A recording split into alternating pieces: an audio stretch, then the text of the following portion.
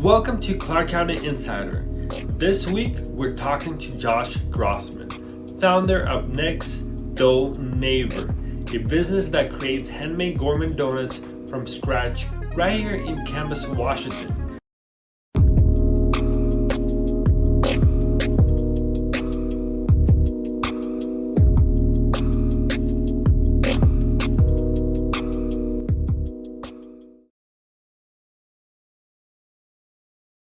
I'm Josh. I'm the owner of Next Dough Neighbor, and I started this business in 2019 as I was just looking for a creative outlet to start my own business. I've wanted to start a business pretty much since I was 18, and I never did anything about it. So several years later, in my 30s now, I finally figured out nothing's going to happen if I never do anything about it. So I just decided I wanted to start a business, and I just started testing it out, bringing it to work and having other employees try them out. And they're like, hey, these are really good. You should actually turn this into a real business. So I started selling donuts to my employees at work. Just put a little note on the break room door with the donut sign up sheet, and a lot of the employees there would sign up. And those were my first customers. Were just my other peers, pretty much from work. Where do you work? From there, I work at Trader Joe's, just the one over in Vancouver. How long have you been working there for? That location, 2 years, but Trader Joe's in general, 8 years. Oh, wow. Yeah, so I kind of moved around to a few different Trader Joe's. Out of all the food staples, you could have started anything, really.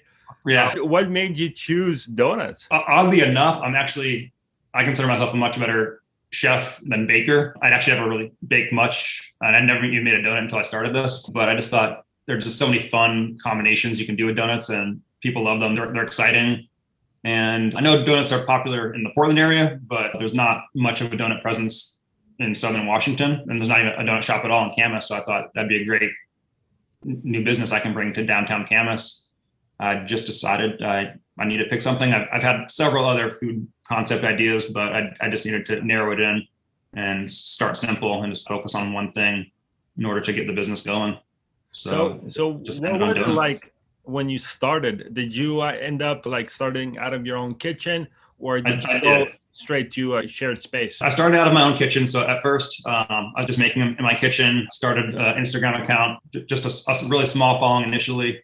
And I started posting them on Instagram for sale. And it sounds sketchy when I say it, but I was selling donuts out of the back of my van in the parking lot by the lake initially.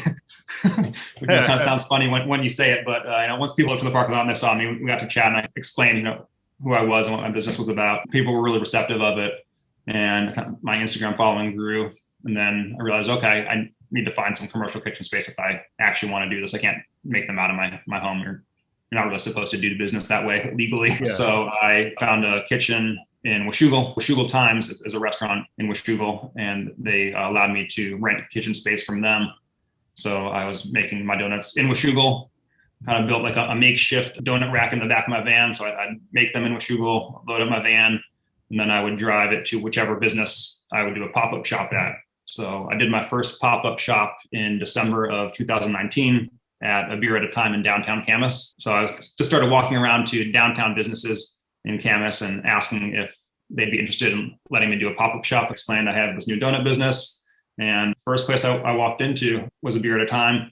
And the owner there, Shelby, super kind, really cool. And before I even had to explain my whole spiel, I had this whole spiel ready to go. She's like, absolutely, let's do it. So it was the night of the Christmas tree lighting in downtown Camas. I had my first pop-up shop, and a bunch of my friends from work came, and I didn't know what to expect. I made about 350 donuts, and oddly enough, sold out pretty quickly just from the crowds coming in just for the beer and just for the festivities downtown Camas. And I was like, holy crap, I wasn't expecting this at all. Then there was another business owner, saw the crowds that I was attracting, and he offered to host me at his location in downtown Camas. And that was Kevin, the owner of Core Industries, and they do general contracting. And he has a nice little showroom in downtown Camas. So the following First Friday, he hosted me in his location, and we did a cool promotion where he actually bought all the donuts that I made. So I made as many donuts as I could possibly make. I made 500 donuts that night and just gave them away. So he paid for all the donuts. And so it was a great promotion for me. Tons of new customers came in for First Friday in downtown Camas. Also brought tons of new customers into his shop as well. So it was a really cool business partnership that we formed together. And so that was the second pop-up shop I did, was inside his core industry showroom. And then from there, lots of other businesses started to see these crowds I was attracting. And I got just several very kind offers from lots of local businesses offering to host me inside their shops in downtown Camas. So I went from having really nowhere to sell my donuts out of to having tons of businesses just offering their space to me, which was really cool. So I would go, I'd make the donuts in Washougal, load up my van, and every either Friday or Saturday or Sunday morning, set up a different pop-up shop around town in downtown Camas. So it was pretty exciting. This was all pre-COVID. It was really exciting to see too, because I wasn't expecting this at all. But after I was doing my second or third pop-up shop, I'd be getting set up there in the morning before it opened, and a couple of my friends that were helping me to, hey, there's like a line growing outside. And I looked out there and the line was going all the way down the block and like around the corner. I was like, holy crap, this is crazy. I wasn't expecting that at all. And so pretty much every pop-up shop I did from there on out, I'd sell out of 400 to 500 donuts within an hour, pretty much as fast as we can box them up and make them. We were selling out. So it quickly grew just through Instagram and word of mouth and just the hype around this new donut business in town. It was pretty exciting to see. Also, this being pre-COVID, it was a completely different setup too. And I had a plexiglass sneeze guard and then my table, but I had all the donuts out, just open on the trays, and we would box them up as people ordered them. It was going really well initially for December through March, and then COVID hit. And I didn't really know what to do at that point, because how my business was, there was large crowds and everything out being boxed up as we did it, which would no longer work. So I shut my business down for actually about 8 months, trying to figure out how to get back into the business. There's definitely a long hiatus there where I just didn't really know what to do or how to get the business up and running again, because the pop-up shop model that I had was no longer a safe model to do anymore. I had to think about it, figure out how to come back. So basically you guys had to think outside the box. Exactly. Yeah, outside the donut box. Yeah. So one of the ways that I was able to figure out how to come back into business was I needed to build a website. I didn't have a website prior to this. One of my computer savvy buddies from work built a website for me, where initially when I first came back, it was just all pre-orders only. That way, everything, when people came in, it was already boxed up. Nobody was handing me cash or cards or anything like that. They would just pretty much come in, cover the name, I could check them off the list, and they're good to go. So that was how I initially first came back into business, was just pre-orders only. And then, but most people don't want to have to pre-order donuts like a week ahead of time and buy a certain amount. I then went to partial pre-orders, and then I started boxing up all my donuts individually. So even if you do come in to the shop just for walk-ins right now, every single donut, whether you get like a custom-made 4-pack or an individual donut, they're already all boxed up in individual clamshells, which makes it really fast for serving too. So people can just, I've got one out of each flavor on display, and then they can tell me that I can just pretty much hand it to them. It's already boxed up, ready to go. So it makes for very quick service. So I need to figure out how to do quick service, but also safe service at the same time. So do you guys ship them? I don't ship them. No, because they're meant to be eaten same day. There's no preservatives in them. By the time it got shipped anywhere, it wouldn't be fresh unless it was getting shipped to you same day, which isn't worth the cost to ship. Delivery is an option that I'd like to look at in the near future. But right now I don't do shipping, but definitely delivery is on my radar for sure. Okay, well, let's go back a little bit. So was this your very first business you started? This was my first business I started, yes. That's impressive. Yeah. Lines out the door. Yeah, it's pretty exciting how quickly it took off. Yeah, people love donuts. How did you come up with such a cool name, Next Door Neighbor? Yeah, so once I figured out I wanted to do donuts and I was working on the product, I was just sitting on the couch one night next to my wife and just kind of brainstorming some ideas, scrolling Instagram, just kind of thinking of ideas. And then I started just laughing out loud to myself. I was like, honey, I got it. It's like Next Door Neighbor. She's like, that's perfect. So it's a fun name. Once I figured out the name, I had one of the artists from Trader Joe's, my buddy Katya. She's a super talented artist. She designed the logo for me. Once we finalized that, I got it trademarked. So I was like, this name and the logo is too good. I need to get it trademarked. Yeah. So moved forward with that, and I registered for an LLC and got a trademark. And just made it an official business. Yeah, that name is brilliant, man. It's so unique. You hear it all the time. Once you trademark that, you own that, and you don't come across cool names like that too often. Part of my marketing strategy as well. People want a fun, cool name that kind of helps with the business and the customers. You guys do really good with Instagram. Those pictures you post there, you just look at them and let's take you back when you were 18-year-old self. What would you tell yourself? Did you even imagine starting this business or any business whatsoever? Yeah, no, that's a great question. And I'm glad you asked it because yes, I did plan on starting a business. I didn't know it was going to be a donut business, but I've always had an entrepreneurial mindset. I've also always been passionate about food. And if I could tell my 18-year-old self something, it would be to go for it then at that time. I might have started maybe when I was early 20s, perhaps during college or right out of college, when I had a lot more free time and more disposable income, honestly, to start a business. Because I really wanted to start one when I was in my young 20s, I mean, even 18 really. And I just never did anything about it. And I've had lots of different business ideas and different concepts. I've made other business plans and just never moved forward with them. And just to see how far I've come in a year and a half, to know how far I could have come in 10 or 15 years, had I started 10 or 15 years ago. So I would definitely tell myself to start then, because it takes time to build a brand and a product, and the more time and effort you put into it, the further it's going to go. So I definitely wish I would have started a long time ago, but also I know it's not too late to start now. And when I first started this, I said, hey, I'm just going to try this out for 6 months and just to see what happens. And do it for 6 months and see where it goes. And sure enough, just within a few months of really putting my effort into it, it started to take off. So now I'm just super motivated to see the potential that it has after just this short amount of time, because I don't even have my own shop yet. I'm still sharing space, but just to know where I've come in just the short time to where I want to be. My goal is to have my own shop in downtown Camas originally, then multiple shops just in greater Clark County, then eventually franchise into a gourmet donut business, because there's not one really that exists right now. There's lots of chain donut businesses, and there's also some of the gourmet donut shops that have multiple locations, but not necessarily franchise on a large scale. Yeah. So I think I have a unique product that I would really like to be able to provide to the masses. Yeah, I wish I would have started earlier, but again, I'm glad I'm going for it now though. Yeah, makes sense. Being a small business owner is not an easy task. No, it's not. But what surprised you the most when you did start this business? Just the positive response from people, and seeing when I saw the lines going down the block and I wrapped around the corner for donuts, just to know that people were excited for this product. Donuts aren't a new concept, but to have these gourmet donuts that are made from non-GMO, high quality ingredients, often organic ingredients as well. I was actually a little bit concerned about my price points, which they're like $3, $4, and $5 donuts, but that's just the price I have to charge with the ingredients and the time that goes into them. There's nothing pre-made here. And it's a very long process to make the product that I'm making. So I was a little bit concerned that people might not pay that price, but I was very pleasantly surprised that people were very happy to do so. It was a pleasant surprise. Yeah. Yeah. Sounds like you're a busy guy. You got a very busy job, then you got this business going on. Do you sleep at night? Actually, no. So sometimes I don't sleep.